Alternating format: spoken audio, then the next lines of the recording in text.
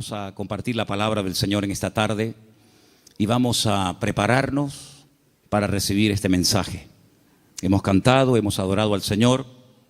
Ahora es un momento especial donde queremos aprender de la palabra de Dios. Así que cierra tus ojos y pídele al Señor que hable a tu corazón y que podamos disfrutar de este tiempo. Aleluya. Señor, te damos muchísimas gracias en esta tarde por esta oportunidad y este privilegio que nos das de estar aquí reunidos. Gracias, Señor, porque hemos sentido tu presencia desde que esta tarde hemos entrado por esas puertas. Sabemos que tú estás en medio de nosotros. Quiero pedirte que tú bendigas esta palabra y que sea de bendición para todos y cada uno de nosotros, que podamos interiorizar estas verdades y que podamos, Señor, oír tu voz y aprender de ti. Te lo pedimos en esta tarde con todo el corazón, en el nombre de Jesús. Amén y amén. Quiero llevarles a Juan capítulo 8, después iremos un poquito más adelante. Concretamente quiero leerles el versículo 32. Los niños sí pueden pasar a sus clases, por favor, a las clases de la escuela dominical. Muy bien. Las maestras de escuela dominical me pidieron que ya comencemos a preparar más salones para los niños, porque gracias al Señor tenemos un problema para meter a más niños. Así que después vamos a tener una reunión a ver dónde metemos a tantos chicos. Juan capítulo 8, verso 32 es un versículo que todos ustedes, si se han fijado, lo tienen ya que saber de memoria, porque justamente lo tenemos aquí arriba. Conoceréis la verdad y la verdad os hará libres. ¿Lo decimos juntos? Conoceréis la verdad y la verdad os hará libres.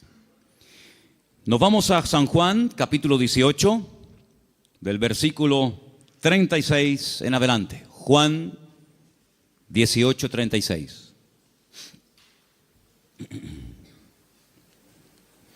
Respondió Jesús: mi reino no es de este mundo. Si mi reino fuera de este mundo, mis servidores pelearían para que yo no fuera entregado a los judíos. Pero mi reino no es de este mundo. Le dijo entonces Pilato: ¿luego tú eres rey? Respondió Jesús: tú dices que yo soy rey. Yo para esto he nacido y para esto he venido al mundo, para dar testimonio a la verdad. Todo aquel que es de la verdad, oye mi voz. Escuchen la pregunta de Pilato ahora. Le dice Pilato: ¿qué es la verdad? Y cuando hubo dicho esto, salió otra vez a los judíos y les dijo: yo no hallo en él ningún delito. Qué pregunta tan interesante. ¿Qué es la verdad? ¿Dónde puedo encontrarla? Una autoridad romana haciéndole semejante pregunta al Señor Jesucristo. Desde el principio de los tiempos, si ustedes comienzan a leer la Biblia con detenimiento, se van a dar cuenta de que Dios siempre ha querido compartir verdades con el hombre. Dios siempre ha querido bendecir a la humanidad, siempre.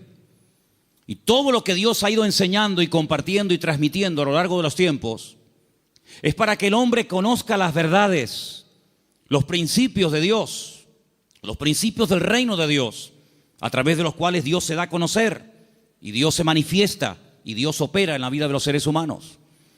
Pero toda la verdad de Dios no fue revelada de golpe, sino que podemos decir en cierto sentido que la verdad de Dios, las verdades de Dios, fueron reveladas progresivamente. Adán no tenía todas las verdades, Abraham tampoco las tenía, ni David, sino que fue algo que Dios fue manifestando con el paso del tiempo. Ahora, hay un momento puntual en la historia en el cual Dios, a través de un hombre llamado Moisés, decide dar, permítame la palabra, un gran paquete de verdades para que él a su vez se las transmita al pueblo de Israel. Y ese paquete de verdades, ese montón de grandes enseñanzas e instrucciones verídicas de parte de Dios, la conocemos con el nombre de la Torá, o la ley de Moisés, el Humash, el Pentateuco, los primeros 5 libros de la Biblia, donde ustedes pueden encontrar instrucciones y verdades que se pueden aplicar a la familia, a la economía, a la agricultura, al comercio exterior, a las relaciones entre seres humanos, etcétera, etcétera. Total, 613 mandamientos, 613 verdades que Dios transmite al pueblo de Israel, y a su vez el pueblo tenía la obligación de transmitirlas al mundo, porque Israel tenía que ser en aquel tiempo la luz en medio de la oscuridad donde estaban las naciones que le rodeaban. Pero sin embargo, cuando vamos al Nuevo Testamento, al Nuevo Pacto, encontramos que la verdad en sí misma, ese concepto que decimos, bueno, la verdad, ¿dónde está? ¿Se puede medir? ¿Se puede pesar? ¿Se puede enseñar? Ese concepto de la verdad se encarna, se humaniza en la persona de Jesús. Él llega a decir un día en una conversación muy interesante que mantiene con sus discípulos, si la quieren conocer, está en Juan capítulo 14, donde él observa a sus discípulos después de haberles anunciado que se va a marchar, que tiene que volver a la presencia del Padre. Pues él dice que los nota tristes y les dice, miren, no se turben, no se preocupen, no se turbe vuestro corazón. Si creen en Dios, crean también en mí. En la casa de mi Padre muchas moradas hay. Si así no fuera, yo os lo hubiera dicho. Yo simplemente lo que voy a hacer es, voy a ir a preparar un lugar para que donde yo estoy, vosotros también estéis conmigo. Y ustedes saben a dónde voy, sabéis el camino. Y en ese momento le interrumpe un discípulo, Tomás, y le dice, Señor, no sabemos a dónde te vas. No tenemos ni idea de lo que nos estás diciendo. ¿Que te vas a dónde? Si no sabemos a dónde vas, ¿cómo vamos a saber el camino? Y es entonces cuando el Señor le responde ese versículo que todo creyente prácticamente sabe de memoria, aunque lleve 3 días leyendo la Biblia, Juan 14:6, que dice, yo soy el camino, yo soy la verdad y yo soy la vida. ¿Cuántos dicen amén? Un versículo realmente extraordinario. Ahora, hay 300, lo tengo aquí apuntado, 317 versículos en toda la Biblia donde aparece la palabra verdad. La palabra verdad aparece en el Antiguo Testamento, aparece en el Nuevo Testamento. Es el deseo de Dios que el hombre conozca la verdad. Y la palabra verdad en hebreo se pronuncia emet. Y vamos a ponerla ahí para que ustedes vean cómo se escribe en hebreo la palabra, porque quiero explicarles rápidamente algo muy interesante acerca de esta palabra. La palabra emet se forma con esas 3 letras. La letra, tienen que leer de izquierda a derecha, ¿sí? La alef, la letra men y la letra tav.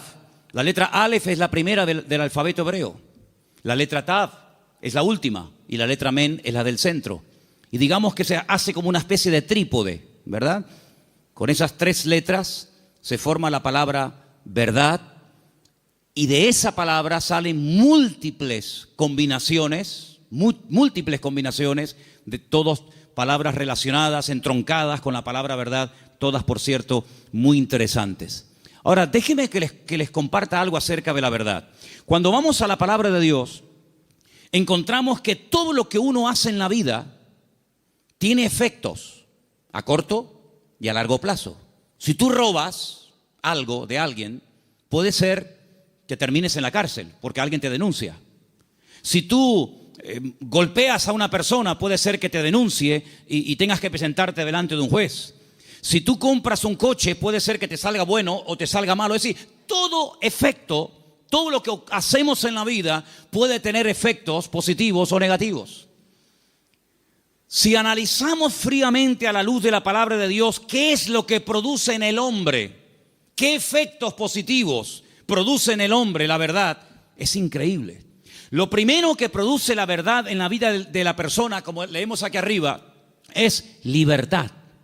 Pero claro, uno tiene que decir o preguntarse, ¿libertad de qué?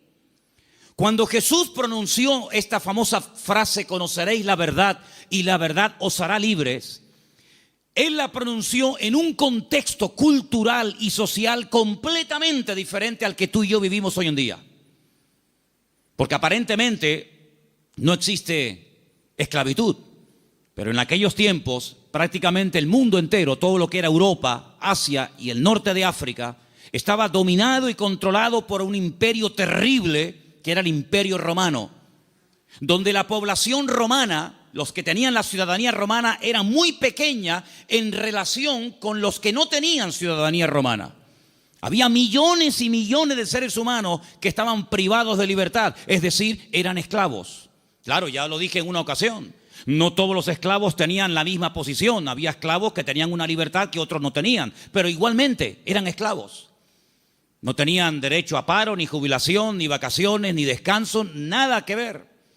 Y cuando el Señor, en ese contexto de opresión, en ese contexto de abuso, en ese contexto donde no hay derechos, donde no hay beneficios de ningún tipo, pronuncia la palabra libertad, tuvo que causar un impacto tremendo, porque era el sueño de todo esclavo, poder algún día llegar a ser libre.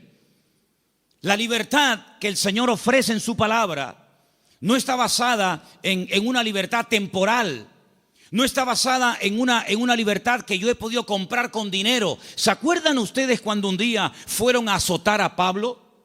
Él dijo: yo soy ciudadano romano. Los ciudadanos romanos tenían derecho a ser juzgados previamente antes de ser condenados. Así que ándate con ojo qué es lo que vas a hacer, porque yo soy ciudadano romano y tú me quieres dar una paliza con el látigo, sabes que no lo puedes hacer. Dice que tuvieron temor. Y el centurión, la persona que lo iba a castigar, le dice: yo con una gran suma de dinero obtuve la ciudadanía.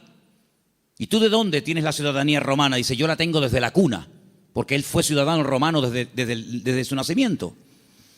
Y es interesante notar cómo en la Biblia hubieron personas que se jugaron la vida y se escaparon de la opresión de sus amos porque querían ser libres. Y tenemos una carta en el Nuevo Testamento, que es la famosa carta de Pablo a Filemón, donde él intercede por la vida de un esclavo llamado Onésimo, cuyo nombre significa útil, pero que fue un inútil durante un tiempo y le robó y le defraudó. Y Pablo intercede delante de su amo para que no lo mate. Y le dice: mira, recuerda que tú me debes algunos favores y estoy convencido que por la madurez que creo que tienes, tú vas a hacer mucho más de lo que te estoy pidiendo. Y si algo te ha robado o si en algo te ha defraudado, ponlo a mi cuenta, dice el apóstol Pablo. Y en cierto sentido es como una metáfora, aunque fue un hecho real, es como una metáfora de lo que ha ocurrido en nuestra vida. Porque la Biblia dice que espiritualmente hablando, todos nosotros durante años de nuestra vida fuimos esclavos de nuestras pasiones y deseos, esclavos de complejos, esclavos de ataduras, esclavos en definitiva del pecado.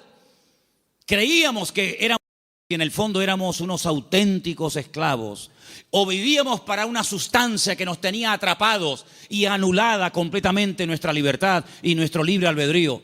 Hasta que dice la Biblia que a través de la sangre de Jesucristo, que venció al diablo y rompió todas las ataduras en la cruz del Calvario, dice que Él compró nuestra libertad a precio de sangre. Y por eso Pablo, cuando le escribe, por ejemplo, a una iglesia en Galacia, le dice: hermanos, ahora que sois libres, sed maduros y no utilicéis la libertad como ocasión para la carne. Es decir, no paséis de la libertad al libertinaje, sino que la libertad que Dios os ha dado es para poder escoger y para poder discernir y para poder saber lo que os conviene y lo que no os conviene. La libertad viene a raíz de conocer la verdad. No hay libertad si uno no conoce la verdad. No hay peor tragedia en la vida que creer en una mentira creyendo que es una verdad. ¿Cuántas personas se inmolan cada día en el mundo y son capaces de explotarse y morir matando a otros seres humanos porque creen en la gran mentira de que si hacen eso inmediatamente llegarán al paraíso donde lo están esperando no sé cuántas mujeres vírgenes? Son personas sinceramente equivocadas. No son falsos, no son hipócritas, son personas que son capaces de dar la vida, pero por una gran mentira, creyendo que es la gran verdad de todos los tiempos. ¿Cuántas personas se han equivocado de camino, espiritualmente hablando? Como dice el proverbio, hay caminos que al hombre le parecen derechos, pero son caminos de muerte. En otras palabras, no hay libertad hasta que verdaderamente tú conozcas la verdad. Y cuando conoces la verdad, tienes paz, tienes seguridad, no tienes temor de nada ni de nadie, porque la verdad te hace libre, la verdad te hace dormir tranquilo, la verdad te quita todo temor al hombre, todo temor al día de mañana, todo temor a lo que te hagan o te digan. Porque la libertad gloriosa de los hijos de Dios está basada, está fundamentada en un hecho, y es en la verdad de la palabra de Dios. ¿Cuántos dicen amén? Vamos a leer un salmo. Salmo 86, versículo 11. Escuchémoslo. Enséñame, oh Señor, tu camino, caminaré yo en tu verdad. Afirma mi corazón para que tema tu nombre. El salmista le pide al Señor: enséñame, muéstrame el camino, para que yo pueda andar en ese camino, que dicho sea de paso, es un camino basado en la verdad. Hermanos, hay creyentes que han sido víctimas de falsas doctrinas. Hay creyentes que han estado tal vez en otras partes, en otras congregaciones, donde no han conocido totalmente la verdad y los efectos de la verdad en su vida. Una vez visitando un grupo de iglesias en la península, cuando terminé de predicar, el pastor que me había invitado me pidió si por favor podía decirle a los hermanos de la iglesia, los que quisieran, que pasaran adelante para que orara por ellos. Yo le dije: bueno, si usted quiere que yo haga eso, está bien, que pasen adelante los que quieran, que en esta noche oremos por ellos. Cuando me acercaba a la gente que había pasado al frente, yo les preguntaba en baja voz al oído: ¿hay algún motivo, hay alguna cosa por la cual quiere que yo ore por usted? Y me decía, por ejemplo, la primera persona: sí, hermano, quiero que ore por mí porque estoy bajo maldición. Bueno, cuando iba al segundo, me decía más o menos lo mismo. Cuando llegué al tercero y me dijo más o menos lo mismo, digo: un momento. Me volví a subir al púlpito y volví a predicar otra vez. Digo: ustedes son víctimas, ustedes han sido víctimas de una mala enseñanza. Ustedes no están viviendo como creyentes. La Biblia dice: si alguno dice que cree en Él, debe andar, debe comportarse, debe vivir como Él anduvo. En otras palabras, ustedes tienen el nombre de creyentes, de hijos de Dios, pero están viviendo como esclavos. Y el Señor Jesucristo vino a este mundo para deshacer las obras del diablo. Y ustedes no entienden que el Señor Jesucristo, cuando fue clavado en la cruz, cargó, según dice la palabra de Dios, todas y cada una de las posibles maldiciones, y Él se hizo maldición para que nosotros heredásemos bendición. Por lo tanto, ustedes están agarrándose a conceptos distorsionados y equivocados, y esa ignorancia es la que está haciendo que ustedes no vivan bien, no coman bien y no disfruten de la vida gloriosa de un hijo de Dios. Y cuando ellos recibieron esta enseñanza en esa noche y en otros días, ellos comenzaron a darse cuenta de que habían estado atrapados y habían estado esclavizados de mentiras que no sé quién se las enseñó, pero que ellos la abrazaron y la creyeron, interiorizaron esas mentiras, y si la verdad nos hace libres, la mentira nos hace esclavos. Por eso es muy importante, como decía el salmista: Señor, enséñame tu camino, enséñame las verdades de tu palabra para que yo pueda caminar por ellas. Leía en el día de hoy un libro que a mí sinceramente me apasiona, es uno de mis libros favoritos de lo que llamamos el Antiguo Testamento, el libro de Daniel. Hay un momento en el que Daniel ora al Señor pidiendo perdón por los pecados de la nación, sabiendo que el tiempo de la liberación del cautiverio en Babilonia se ha cumplido. Y hay un momento en el que él ora y dice las siguientes palabras. Escúchenlas por favor del libro de Daniel, después les digo dónde estamos leyendo.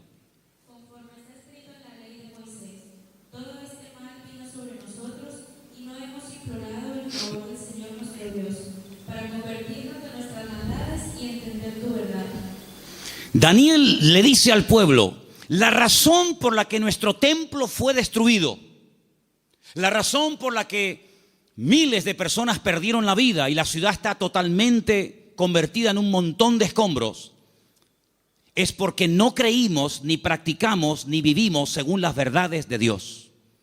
De todos los profetas que había en aquel momento en Jerusalén profetizando, solamente había uno que decía la verdad. Todos los demás le decían a la gente lo que la gente quería oír. Había momentos en los que los profetas llegaban y decían: no tengan ningún temor, la ciudad de Jerusalén es indestructible, es la ciudad del gran rey, donde Él ha depositado y puesto su gloria y su presencia. Por lo tanto, ¿qué nación va a ser capaz de venir a Jerusalén y destruirla y quemar la casa de Dios? Olvídense de eso. Lo que Jeremías os predica es falso, es mentira. La ciudad de Jerusalén nunca va a ser tomada ni destruida por el rey Nabucodonosor. Sin embargo, el profeta Jeremías le decía, la ciudad de Jerusalén sería indestructible y el templo sería inviolable siempre y cuando viviéramos en santidad y viviéramos en orden. Pero no lo estamos haciendo. La ciudad se ha llenado de idolatría. El pueblo se ha corrompido. Hay inmoralidad, hay desorden. Es un caos, es un desorden espiritualmente hablando. Y eso es lo que le está permitiendo al enemigo tomar posesión de nuestra tierra. No crean ustedes, durante 40 años estuvo Jeremías predicando esto. Lo metieron en la cárcel, lo torturaron, quisieron matarlo en varias ocasiones. Incluso él llegó un momento en el que dijo, no voy a predicar más, no voy a hablar más, no sirve de nada. Diga lo que diga, no hacen caso. Pero sin embargo el Señor siempre le decía, Jeremías, habla y no calles, habla y no calles. Que nunca diga el pueblo que no hubo voz de Dios en medio de Jerusalén. Él les decía, arrepiéntanse, conviértanse al Señor, corrijan sus malos caminos, vuelvan a la senda antigua. Y si no lo quieren hacer, hermanos, les daba el plan B, ríndanse al enemigo. Claro, decirles que se rindieran al enemigo, pero este hombre es un traidor. Este hombre lo que se ha pasado es al enemigo y lo que quiere es que le abramos las puertas de la ciudad al enemigo. Pero Jeremías le decía, es que hay dos opciones, queridos.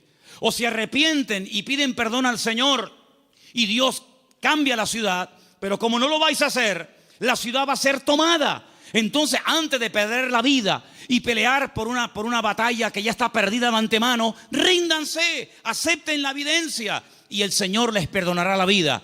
Hermanos, ni una cosa ni otra. La ciudad fue destruida, todos lo sabéis. El templo fue quemado, los tesoros del templo fueron llevados a Babilonia. Miles de personas fueron deportadas, entre ellos, uno de ellos era Daniel. Y cuando pasan los años, él le dice al pueblo, hermanos, ¿no os dais cuenta que por no haber creído y practicado la verdad, nos ha pasado lo que nos ha pasado? Hermanos queridos, creer en mentiras, interiorizar mentiras, practicar mentiras, tiene consecuencias a corto y a largo plazo, todas y cada una de ellas destructivas. Si tú crees que eres un inútil, tú vas a vivir creyéndote que tú eres un inútil. ¿Quién te lo dijo? ¿Tu marido? ¿Papá? ¿El profesor? Y tú te has creído esa gran mentira, porque Dios no ha creado seres inútiles. Dios ha creado al hombre a su imagen y semejanza. Es el hombre el que se deteriora, el que se autodestruye a sí mismo. Pero Dios creó al hombre como la corona de la creación. Dios delegó en el hombre responsabilidades que no delegó en animales. Y Dios creó el mundo para el hombre, no el hombre para el mundo. Pero lamentablemente el hombre prefiere creer en mentiras en vez de creer en verdades. Y por eso muchas veces es un auténtico esclavo de su ignorancia, de sus errores y de sus mentiras. Pero la libertad gloriosa de los hijos de Dios viene única y exclusivamente cuando experimentamos la verdad en nuestras vidas. He preparado una pequeña selección de versículos. Vamos a leerlos, por favor. Algunos de ellos están en Proverbios. El anterior les dije que estaba en Daniel 9:13. Pero quiero que leamos esta pequeña selección de versículos donde vais a notar que en cada uno de ellos aparece la palabra verdad. Prestemos atención. Proverbios 3, versículo 3. Aparten de ti la misericordia y la verdad. Átalas a tu cuello, escríbelas en la tabla de tu corazón.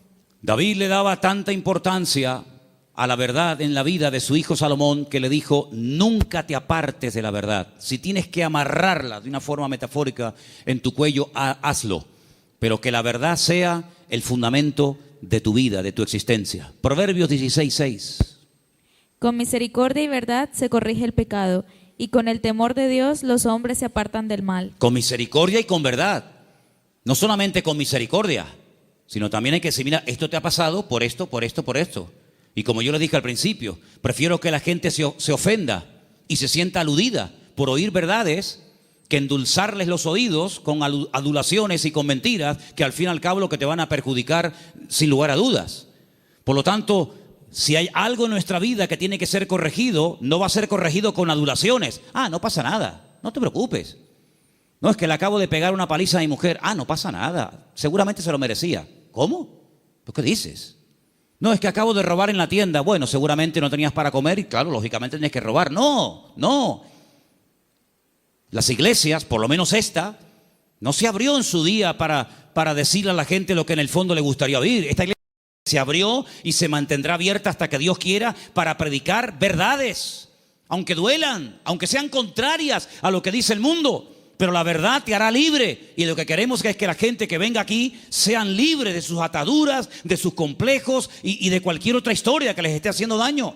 Por lo tanto, la verdad es la que va a corregir nuestra vida. Ahora, si tú buscas la verdad, dijo Séneca, corres el riesgo de encontrarla.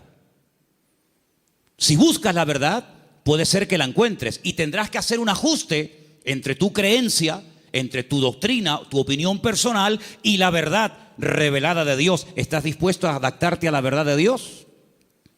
Sigamos. Proverbios 28:20. El hombre de verdad tendrá muchas bendiciones, mas el que se apresura a enriquecerse no será sin culpa. Ese versículo es buenísimo. ¿Lo oíste? El hombre de verdad tendrá muchas, ¿qué? Bendiciones. ¿Quieres ser un hombre bendecido? ¿Cuántos quieren ser un hombre bendecido? Pues tienes que creer, interiorizar y practicar muchas verdades. Y cada una de ellas traerá una bendición para tu vida, sin lugar a dudas. Nos vamos a la carta de Pablo a los Gálatas, capítulo 2, verso 14. Y dice así. Pero cuando vi que no andaban rectamente conforme a la verdad del Evangelio, dije a Pedro, delante de todos, si tú, siendo judío, vives como los gentiles y no como judío, ¿por qué obligas a los gentiles a judaizar? Pedro pasó un tiempo con el apóstol Pablo y se comportaba de una forma, y cuando vinieron judíos desde Jerusalén, se comportaba de otra. Y Pablo observó que delante de unas personas se comportaba de una manera, y cuando esas personas no estaban, se comportaba de otra. Y Pablo dijo, no estás actuando conforme a la verdad. El creyente es igual dentro de la iglesia que fuera. Es igual en lo privado que en lo público. Por la mañana o por la noche, da igual. No es que es un disfraz que me pongo para venir aquí y pongo cara de santurrón y de bueno y luego en la calle soy un demonio en mi casa. No. Pablo dijo, no andáis rectamente conforme a la verdad. Y lo corrigió, porque acabamos de leer que el pecado, lo deficiente, lo incorrecto, ¿cómo se corrige? Con misericordia, pero también con verdad. Seguimos en Gálatas, capítulo 3, verso 1, y dice: Oh Gálatas insensatos, ¿quién os fascinó para no obedecer a la verdad? A vosotros ante cuyos ojos Jesucristo fue ya presentado claramente entre vosotros como crucificado. Hay un momento en el que entran en la congregación personas que comienzan a enseñar cosas diferentes a las que aprendieron a través del apóstol Pablo, fundador de la iglesia. Le llega la noticia al apóstol Pablo y les escribe una carta y les dice, pero ¿por qué no estáis obedeciendo a la verdad? Luego, la verdad no es simplemente para decir estoy de acuerdo con ella, sino es para obedecerla. Es decir, por eso dije antes, no me diga amén y después hace otra cosa. Porque el daño se lo va a hacer usted. A mí no me va a producir ningún daño. El que usted diga a una cosa que yo predico amén y que luego no la practique, a mí no me va a perjudicar lo más mínimo. Pero cuando usted le manda al cerebro una orden, cuando el cerebro con su boca oye una cosa, usted con su boca dice una cosa, pero luego hace otra, está demostrado científicamente, créame esto, hermano. Cuando usted con sus palabras dice una cosa, pero hace otra, usted está enfermando su mente. ¿Qué le parece? Últimamente se han hecho experimentos en este sentido y se han preguntado muchos médicos y muchos doctores y muchos científicos, ¿cómo es posible que haya gente que aparentemente le tiene que ir bien en la vida, que tienen buenos trabajos, buenos coches, buena ropa, buena casa, etcétera, etcétera, y están como perturbados, están como hay un conflicto en su mente, y llegaron a la conclusión de que cuando una persona con la boca dice una cosa, pero luego hace otra, está envenenando su cerebro. Así que mejor es estar con la boca cerrada que decir estoy de acuerdo, amén, voy a hacer esto, y luego estás haciendo todo lo contrario, te estás perjudicando. Así es que el apóstol Pablo dice, ¿por qué no estáis obedeciendo a la verdad? Porque la verdad no es para que digáis, ay, qué bonita. La verdad es para obedecerla. Y cuando se interioriza y se obedece a la verdad, automáticamente trae el fruto de paz, de seguridad, de libertad, etcétera, etcétera. Vamos a 2 de Timoteo 2:15. Otro texto, por cierto, muy interesante, que dice así. Procura con diligencia presentarte a Dios aprobado, como obrero que no tiene de qué avergonzarse, que usa bien la palabra de verdad. Que usa bien. Hay gente que conoce la palabra, pero la tergiversan, la manipulan, quitan parte del versículo o añaden cosas que no dice la Escritura. Y te dice, oye, ¿cómo saben esta gente la palabra? ¿Cómo la conocen? No, la manipulan. Y uno de los peores pecados que podemos hacer es amañar, manipular la Escritura para enseñar medias verdades. Yo dije en una ocasión, y lo vuelvo a repetir hoy, que cuando en la vida de un creyente viene una enseñanza, un mensaje que está basado en mentiras, automáticamente la persona, por la experiencia, por el discernimiento espiritual o por el conocimiento, aunque sea mínimo, de la Escritura, automáticamente lo descarta, porque dice, eso no es verdad, eso es mentira.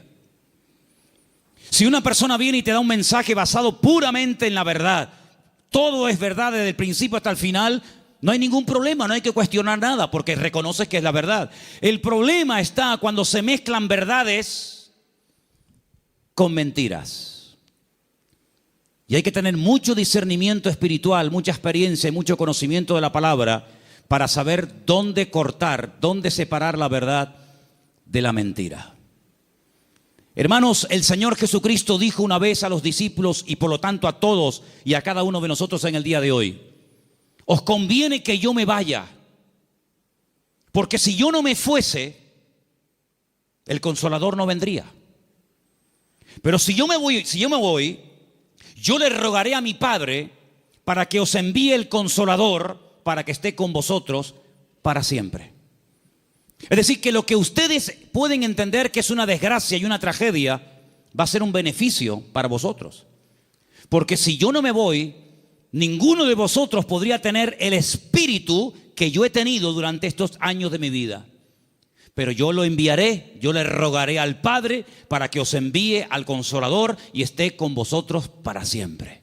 Y dice, Él tomará de lo mío y Él os lo hará saber.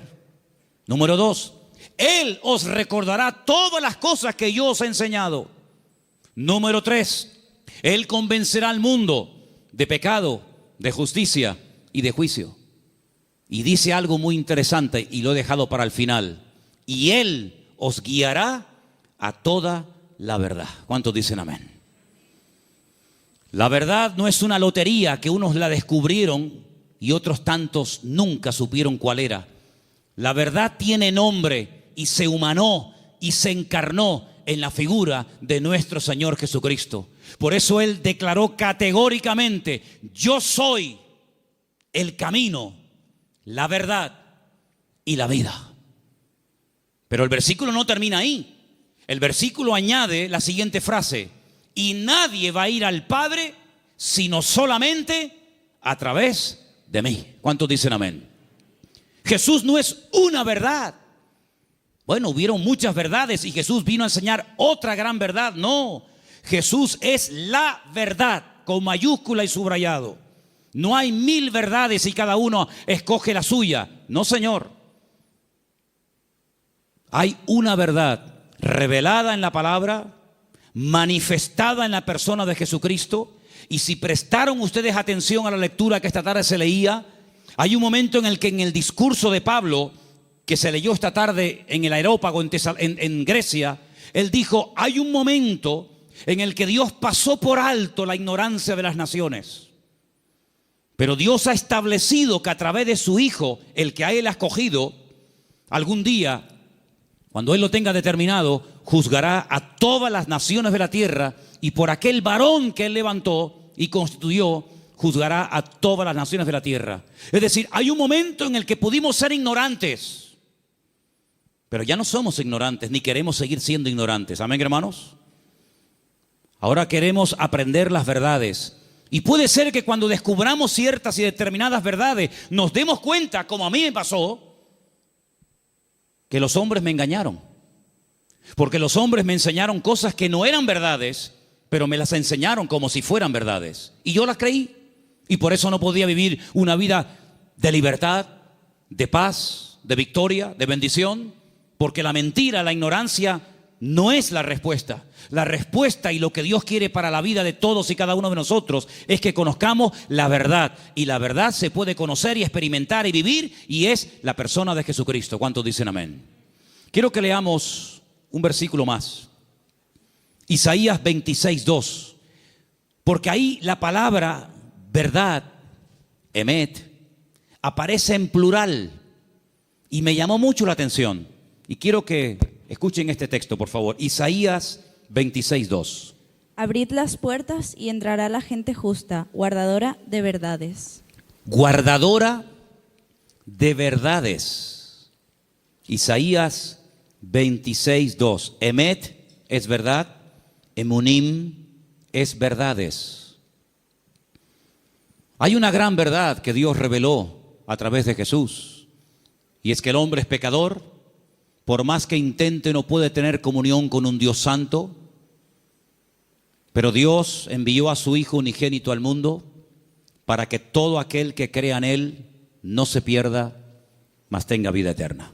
Esa es la gran verdad. Que hay un Salvador, que se puede restaurar la relación del hombre con Dios, que el hombre puede salvarse de la condenación, que el hombre puede volver a tener comunión con su Creador y su Diseñador. Esa es la gran verdad.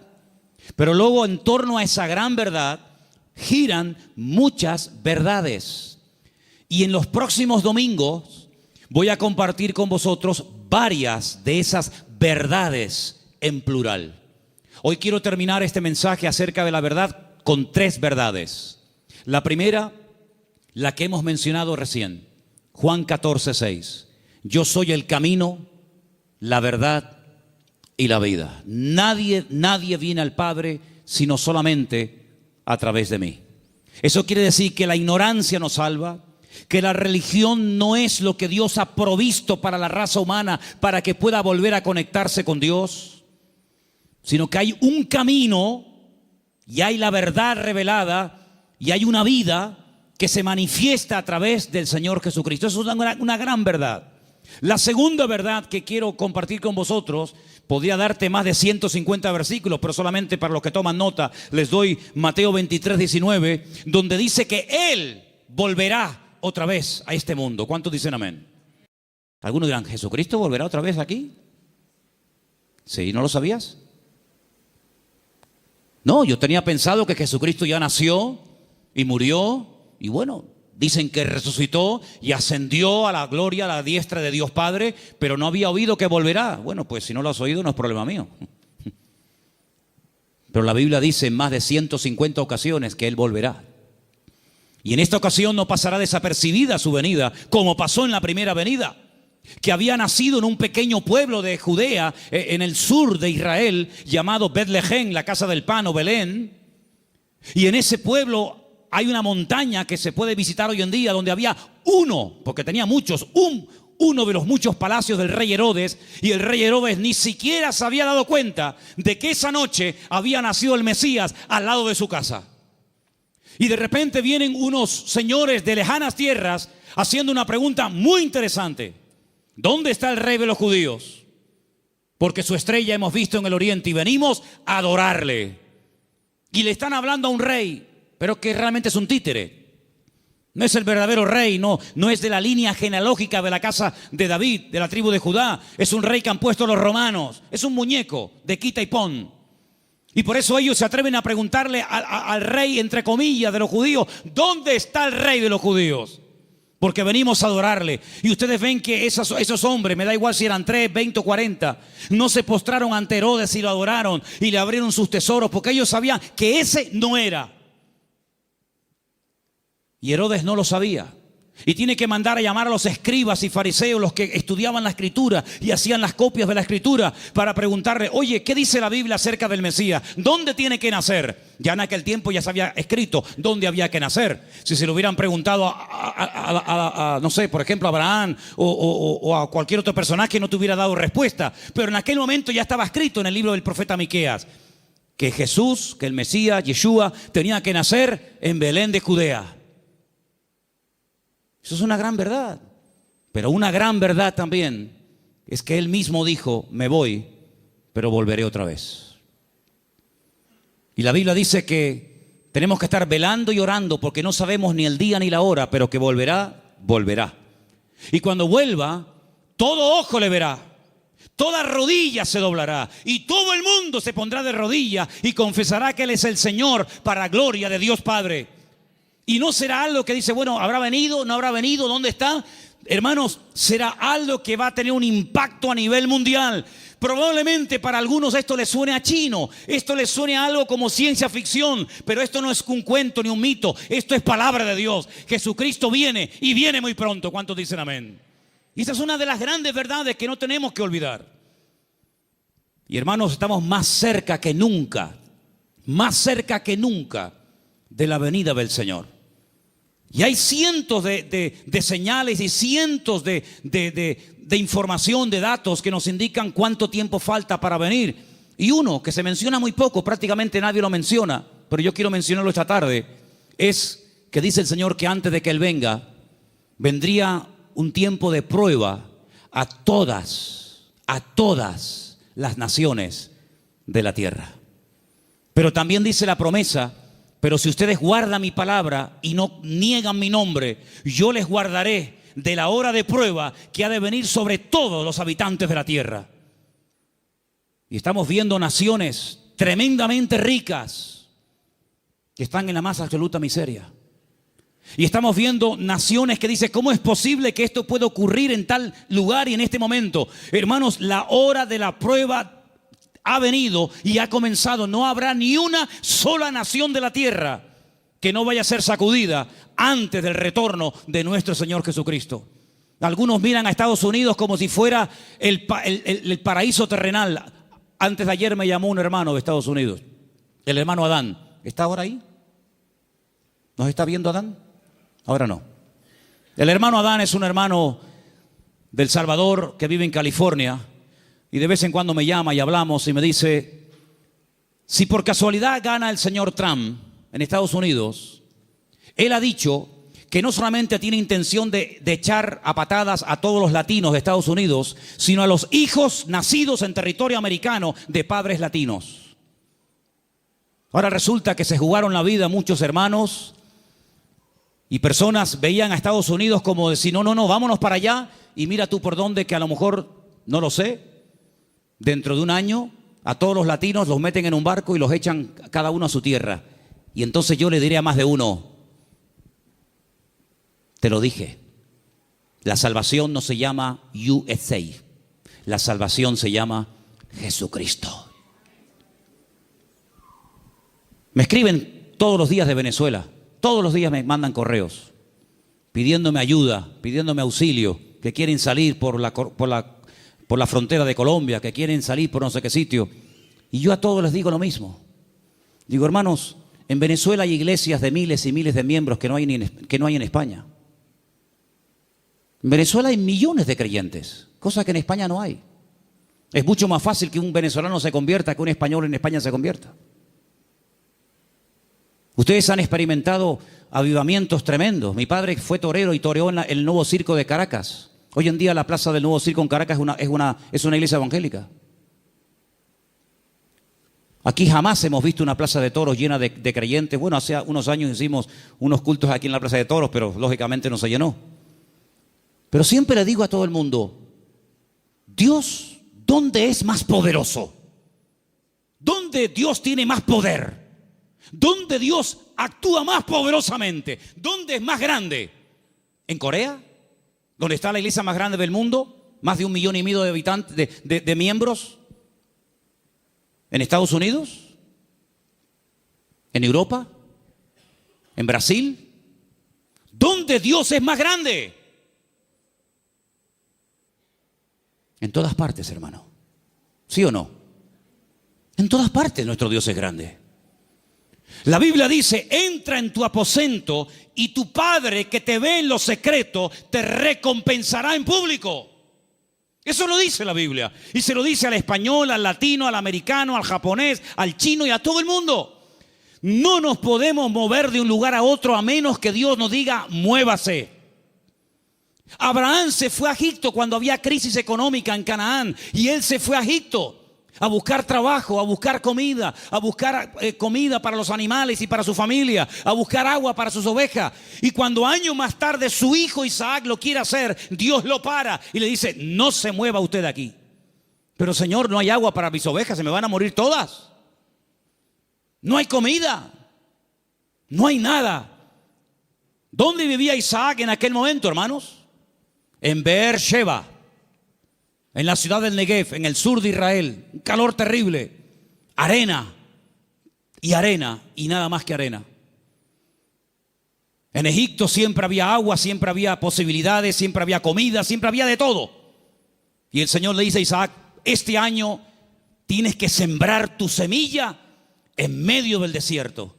Yo no sé si hay aquí algún agricultor, alguien que entienda de campo, pero si usted siembra semillas en el desierto, me da la impresión de que no va a cosechar una buena cosecha. No sé, me da la impresión de que no. Pues dice la Biblia que al año siguiente, cuando llegó el tiempo de la cosecha, Isaac cosechó a 100 por 1. Es decir, siembro una semilla y recojo 100 por cada una que he sembrado. Una desproporción increíble. Los filisteos vinieron y le dijeron, queremos hacer un pacto contigo. Y le dice Isaac, ¿ahora quieren hacer un pacto conmigo? Primero me echan, me amargan la vida y ahora quieren hacer un pacto conmigo. Pero es que la bendición de Dios siempre despierta envidia. Y los filisteos se dieron cuenta de que los pozos que él había heredado de su padre, estos por un acto de maldad le tiraban tierra y piedras y lo querían taponar, pero sin embargo abrían otro lugar y descubría agua y en otro y en otro. Y era imposible frenar y era imposible impedir que la bendición de Dios estuviera con Isaac. Y por eso ellos tienen que reconocer que este hombre tiene que tener la bendición de Dios, porque no es normal, es antinatural que un hombre siembre semillas en el desierto y tenga más cosecha que nosotros que hemos sembrado en buena tierra. Esto no es normal, esto no tiene lógica ninguna. Es que las cosas de Dios muchas veces no tienen lógica, es cuestión de fe, porque andamos por fe y no por vista. ¿Cuántos dicen amén? Entonces, hermanos, la gran verdad de todo esto, ¿cuál es? Busquen a Dios. Busquen a Dios donde quiera que se encuentren. Me da igual si es en Egipto, me da igual si es en Venezuela, me da igual si es en África, me da igual. Nosotros hemos ido a África unas cuantas veces, Armando lo sabe, y Luis también, que vino conmigo. Y hemos visto hermanos en África que tal vez materialmente no tienen ni la 10ª parte de lo que tú y yo tenemos hoy por hoy. Pero la bendición que esa gente tiene en el Señor, jamás en mi vida la he visto en este país, a pesar de que somos del primer mundo. Porque muchas veces confundimos el tener con ser. Y parece que cuando uno tiene, pues estoy bendecido. Yo les prediqué hace poco acerca del Salmo 37 y les dije, hay 2 tipos de prosperidad en la Biblia. Una visible, que es la que nos llama la atención, y otra que no se ve, pero que muchas veces es la genuina. Una que consiste en tener y otra que consiste en ser. Y el Señor nos está enseñando en estos tiempos, a ti y a mí, a ver si nos damos cuenta de una vez, que lo que tenemos que buscar es a Dios, que no hay que buscar trabajo, que no hay que buscar prosperidad, lo que hay que buscar es al Señor, porque buscando al Señor todo lo demás viene por añadidura. Y llevo 35 años predicando esto, y algunos lo hacen y otros todavía lo cuestionan, pero yo te digo, la Biblia dice, buscad primeramente el reino de Dios y su justicia, y todo lo demás vendrá por añadidura. Y uno dice, bueno, y si yo quiero estudiar y saber qué es todo lo demás, el mismo pasaje te lo dice. Jesús se para con sus discípulos y dice, vamos a ver, la gente del mundo, ¿qué busca sinceramente? La gente que no se congrega, ¿qué es lo que buscan? Bueno, pues buscan un buen trabajo para tener una buena casa, un buen coche si puede ser, buena ropa, poder viajar y tener vacaciones, y si me puedo comprar el ordenador de último modelo me lo compro, y si puedo. Esa es la meta de la gente del mundo, tener cosas a través de su esfuerzo de trabajo. Muy bien. Dice, pero vosotros no podéis vivir así. Ustedes lo que tienen que hacer es no preocuparse por qué voy a comer mañana, no preocuparse por lo que me voy a poner mañana de ropa, Ese estilo de vida es el estilo de vida de los gentiles, de los que no me conocen a mí. ¿Es que acaso ustedes no se dan cuenta que los pájaros no siembran ni guardan en graneros y vuestro Padre Celestial los alimenta? ¿No os habéis dado cuenta de eso? Todo lo que Dios pone a nuestro alrededor es una enseñanza objetiva. Si no lo ves a Dios en el amanecer, lo ves en el atardecer. Si no en la luna llena o en la luna menguante, o lo ves en el canto del pájaro, o en la ola, o en todas partes puedes ver a Dios si lo quieres ver. Si no lo quieres ver, no lo vas a ver a medio centímetro de tu cuerpo. Por lo tanto, el Señor dice, mire, los pájaros no siembran ni ciegan y Dios los alimenta. ¿Cuánto más a vosotros, hombres de poca fe? ¿Qué reprimenda les está echando el Señor? ¿Qué te crees, que por trabajar más vas a ganar más? Tú vas a ganar lo que Dios quiere que ganes. Ni un centavo más, ni un centavo menos. Ya es tiempo de dejarle a Dios que organice nuestro tiempo, que organice nuestro presente, que organice nuestro futuro. Es tiempo de que te comportes como un cristiano. Y un cristiano depende del Señor absolutamente para todo. Desde el aire que respira, desde el agua que toma, de la comida que come, absolutamente para todo. Para que Dios sea glorificado en cada una de las cosas. Esa es la vida que Cristo nos enseña. Y por eso muchas veces me han preguntado, Manolo, ¿por qué en la Biblia se veía tantos milagros con los cristianos? Y hoy en día apenas se ven milagros. Digo, claro, es lógico, hermano. ¿Cómo eran los cristianos del siglo I? Abnegados. Lo primero era la obra de Dios. Dice el libro de los Hechos. Yo no lo he escrito, por eso tengo toda la libertad del mundo para decir esto. Porque si yo lo hubiera escrito, parece que como que estoy defendiendo mis argumentos. Y yo estoy aquí arriba esta tarde defendiendo los argumentos de la palabra de Dios, no los míos. Y dice la Biblia que en la iglesia primitiva no había necesitados. No había hermanos con necesidad económica, ni uno. ¿Y qué hacían? ¿Qué hacían? ¿Cómo se lo montaba esa gente? Dice que los que tenían propiedades las vendían. Lo ponían el precio de lo vendido a los pies de los apóstoles. Y se repartía todo según la necesidad que hubiera. Yo nunca he visto eso. Yo jamás en mi vida he visto eso. Que la gente se desprenda de su patrimonio para ayudar a hermanos que no tienen para comer o para pagar la luz. Yo nunca en mi vida he visto eso. Por eso en la iglesia primitiva se veían cosas que hoy en día no se ven. Dios no ha cambiado. El Evangelio no ha cambiado. Las verdades de Dios son inmutables. Pero he guardado para el final un versículo que fue el versículo que yo utilicé el día 31 de mayo de 1981, cuando a las 6 de la tarde en la calle Galileo 40 en Las Palmas de Gran Canaria yo me graduaba después de 3 años en el seminario. Este fue el texto que yo usé esa tarde cuando yo predicaba y se encuentra en Números 23, 19. Quiero que me lo pongas ahí para que lo leamos todos juntos. Ese fue el texto del primer mensaje que yo prediqué cuando me gradué de aquel seminario. Y al día siguiente, en junio, ya estaba aquí viviendo en Tenerife con 19 años de edad. Ya ha llovido algo. Dios no es hombre para que mienta, ni hijo de hombre para que se arrepienta. Él dijo y no hará, habló y no ejecutará. Quiero oírles, hermanos, léalo conmigo. Dios no es hombre para que mienta, ni hijo de hombre para que se arrepienta. Él dijo y no hará, habló y no ejecutará. Números 23, 19. Hay algo que Dios no puede hacer. ¿Saben lo que es?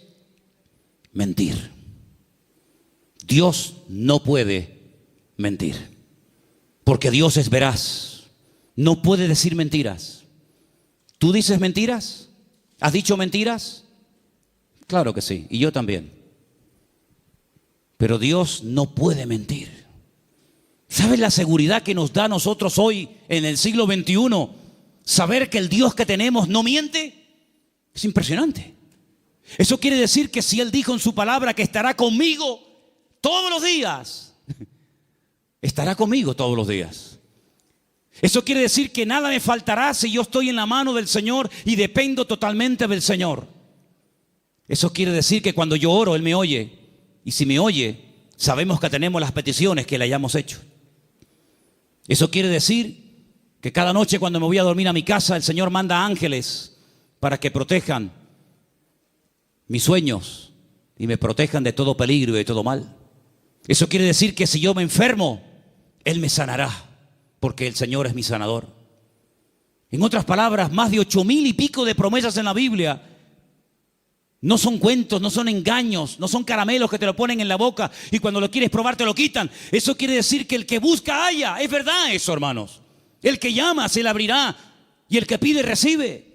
Eso quiere decir que puedes ser libre de la droga, del alcohol, del sexo, de la lujuria, de la pornografía, de los complejos, de las enfermedades mentales, psicológicas y de todo lo que te puedas imaginar. ¿Por qué? Porque el Señor dice, conoceréis la verdad y la verdad os hará libres.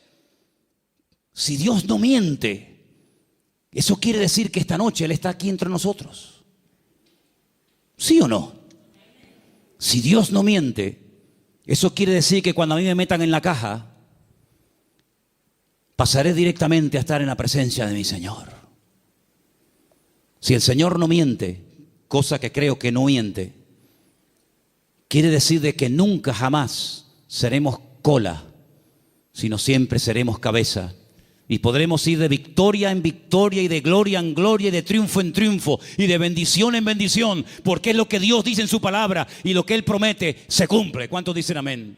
Hoy en día, ¿quién no ha comentado en algún momento? Los políticos, por favor, todos dicen mentiras. Hace años no se hablaba así. Hace años los programas más vistos en televisión, ¿cuáles eran? Las tertulias que tenían que ver con algo de política.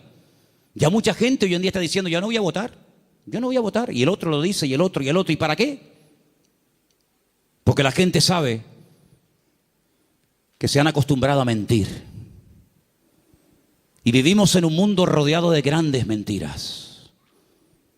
Pero sin embargo nosotros tenemos un privilegio, y es que hemos conocido la verdad. Y por eso la verdad nos hace libres. ¿Cuántos dicen amén? Aproveche esa libertad. ¿Para qué?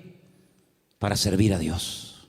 Los años que te quedan de vida, el tiempo que te queda de vida, móntatelo de tal manera que te vas desprendiendo de muchas cosas y tener cada día más tiempo para descubrir las verdades que están reveladas en la palabra de Dios. Hoy hemos visto 3 verdades: que Él es el camino, la verdad y la vida, que Él volverá y que Dios no miente. El próximo domingo volveremos a ver más verdades de la palabra de Dios. Y cuanto más verdades vayan entrando en nuestra mente, cuanto más verdades vayamos asimilando en nuestra conducta, en nuestro vocabulario, más mentiras van a ir saliendo, y más libres, y más prósperos, y más bendecidos seremos.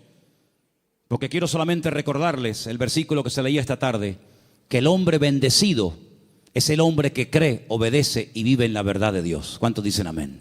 Cierra tus ojos ahí donde estás. Pídele al Señor que te revele sus verdades. Pídele al Señor. Muéstrame tus verdades, Señor. Muéstrame las grandes verdades de tu palabra para que yo pueda conocerlas y vivirlas en mi vida. Y pueda con tu ayuda y con tu bendición vivir una vida sobrenatural. Aleluya. Gracias, Padre. Gracias, Señor. Hay gente que se ha pegado toda la vida buscando experiencias. Han viajado, han leído libros, han estado en diferentes grupos y lugares buscando y buscando. El Señor dice: venid a mí, los sedientos, y el que cree en mí correrán de su interior ríos de agua viva. Cristo es la verdad. La Biblia es la verdad. El Evangelio de Jesucristo es el Evangelio de la verdad. Así que si estás buscando la verdad, acepta, recibe a Cristo en tu corazón. Después congrégate donde quieras. Si te gusta aquí, amén. Si quieres ir más allá, donde tú quieras. Solamente te pido que si en esta tarde hay alguien entre nosotros buscando la verdad se llama Jesús. La verdad tiene nombre y es el Señor, el Maestro, el Rey de Reyes y el Señor de los señores. Él es la verdad. Fuera del Señor no me interesa saber nada. Señor, en esta noche te damos gracias porque la verdad se puede conocer, la verdad se puede experimentar, y la libertad viene como resultado de haber conocido la verdad de Cristo Jesús. Señor, yo te pido que en nuestra vida solamente haya verdades. La verdad deshace, la verdad pudre el yugo de la mentira, de la esclavitud, de la ignorancia. Y te pedimos en esta noche, Señor, que tú como Rey de Reyes y Señor de los Señores me muestres cada día las verdades de tu bendita palabra. Ayúdanos, Señor, a caminar en verdad. Ayúdanos, Señor, a desprendernos de mentiras, de tradiciones, de costumbres, de ideas y de opiniones que no tienen nada que ver con la verdad de Dios. Estamos dispuestos a ser tratados. Estamos dispuestos, como decía el salmista, enséñame tu verdad para practicarla y vivirla. Señor, en el nombre de Jesús, aclara los pensamientos confusos, la mente perturbada. Saca a la luz tu palabra para que podamos verdaderamente caminar en la libertad gloriosa de los hijos de Dios. Aleluya. Bendito sea tu nombre, mi Dios. Ahí donde estás sentado, ora al Señor. Ora al Señor para que Él te muestre su verdad. Decía un hombre en una ocasión: cuando me muestran una verdad, yo me alegro. Pero me alegro mucho más cuando yo descubro esa verdad. Y eso es lo que yo quiero que tú le pidas al Señor. Señor, estoy dispuesto a oír, a aprender y a recibir de otras personas. Pero Señor, quiero yo mismo descubrir y experimentar las verdades. Ayúdanos, Señor. Te lo pedimos en esta noche con todo el corazón, verdaderamente, en el nombre de tu amado Hijo Jesús, mi Señor. Muéstranos la verdad cada día.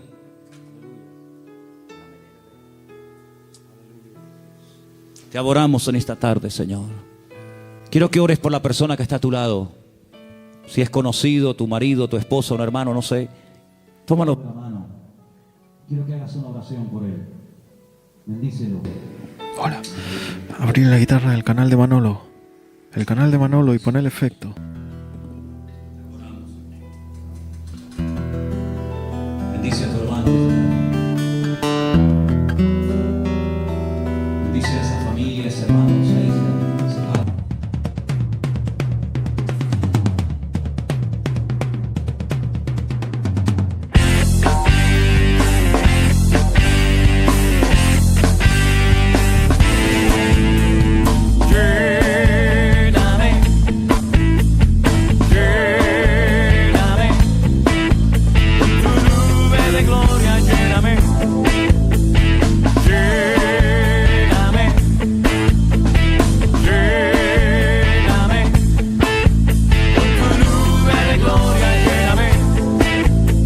Lleno quiero estar de tu poder, vida en abundancia.